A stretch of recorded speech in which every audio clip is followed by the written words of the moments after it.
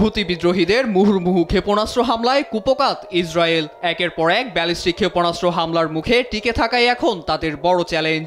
ভয়াবহ এ পরিস্থিতি মোকাবেলায় নিজেদের ট্রাম্প কার্ড ব্যবহার ছাড়া আর উপায় ছিল না তেল আবিবের। শুক্রবার ভূখণ্ডটির উপর হুতির ছোড়া ব্যালিস্টিক ক্ষেপণাস্ত্র প্রতিহত করতে এবার যুক্তরাষ্ট্রের দেয়া থার্ড নামের এক ভয়ানক আকাশ প্রতিরক্ষা ব্যবস্থা ব্যবহার করে আইডিএফ, যার ধ্বংসাত্মক ক্ষমতা নজর কেড়েছে গোটা বিশ্বের।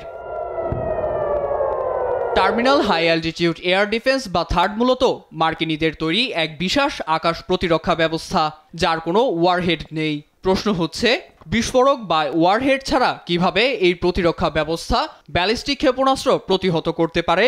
এর জবাব লুকিয়ে আছে এর গতিতে। থার্ড মূলত কাইনেটিক ক্ষমতা সম্পন্ন একটি ক্ষেপণাস্ত্র, যা তার উচ্চ গতিবেগকে কাজে লাগিয়ে যে কোনো বস্তুকে ভিতর এবং বাহির উভয় দিক থেকেই ধ্বংস করতে সক্ষম।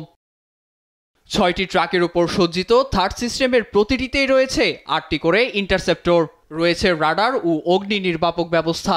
রাডারটি ৩০০ থেকে ৮,০০০ কিলোমিটার পর্যন্ত যে কোনো হুমকি নিমিষেই শনাক্ত করতে পারে। এতে যে কোনো ক্ষেপণাস্ত্র দেশের আকাশ সীমার বায়ুমণ্ডলে প্রবেশ মাত্র তা ধ্বংস করতে পারবে থার্ড। এছাড়া অনায়াসে আন্তঃমহাদেশীয় ক্ষেপণাস্ত্র ভূপাতিত করতে সক্ষম এটি। টাইমস অফ ইসরায়েল জানায়, এবছরের অক্টোবরেই মার্কিন প্রতিরক্ষা ব্যবস্থা স্থাপন করে ইসরায়েলি বাহিনী।